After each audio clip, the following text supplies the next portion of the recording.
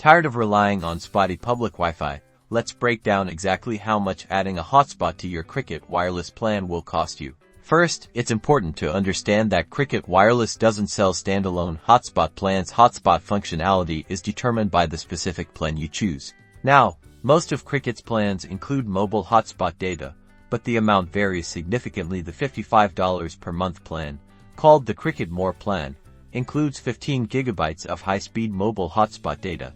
Keep in mind that even with a plan that includes hotspot data, there may be speed limitations after you've used up your allocated high-speed hotspot data. Speeds are typically reduced, often to 1 to 8 kbps. This slower speed is fine for basic tasks like checking emails, but will struggle with streaming video or large downloads. It's also crucial to understand any potential additional fees. Cricket doesn't typically charge extra for using your hotspot as long as you stay within your data allowance. However, exceeding your high-speed data limit will result in the aforementioned significantly reduced speeds. You can always check your data usage through the MyCricket app. To activate the hotspot feature, go to your phone's settings, then connection settings, and select mobile hotspot and tethering. Turn on the mobile hotspot and follow the on-screen instructions to create a secure password. So, to recap, there are no additional fees for hotspot functionality if your plan includes it. But the data allowance and speed limitations depend on the specific plan you choose. Be sure to check your plan details and manage your data usage to avoid throttled speeds.